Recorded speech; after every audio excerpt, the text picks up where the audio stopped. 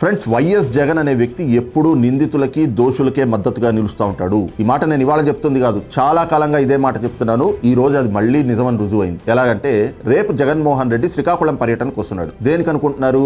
Bike accident చేసి ఒక అమాయకుడిని చంపేసిన కేసులో తన కొడుకుని తప్పించే కుట్ర చేసి జైల్లో ఉన్న సీదిరి అప్పలరాజుని పరామర్శించడానికి. ఒక్కసారి జగన్మోహన్ రెడ్డి జైలు పర్యటనల ట్రాక్ రికార్డ్ చూడండి. నెల్లూరు జైల్లో ఈవీఎం ధ్వంసం చేసిన కేసులో నిందితుడుగా ఉన్న పిన్నెల్లి రామకృష్ణారెడ్డిని పరామర్శించాడు. విజయవాడ జైల్లో దళితుడిని కిడ్నాప్ చేసిన కేసులో వల్లభనేని వంశీని పరామర్శించారు. కార్డ్స్ అక్రమాల కేసులో కాకాని గోవర్ధన్ రెడ్డి అరెస్ట్ అయితే ఆయన్ని నెల్లూరు జైల్లో పరామర్శించాడు. హత్య కేసులో నిందితుడుగా ఉన్న నందిగం సురేష్ ని పరామర్శించారు. ఇలా వరుసగా నిందితుల్ని దోషుల్ని ఆయన పరామర్శించుకుంటూ వస్తున్నారు. అయ్యా జగన్ గారు, మీ డైరీలో ఇంకా ఎన్ని జైలు పర్యటనలు ఉన్నాయి సార్?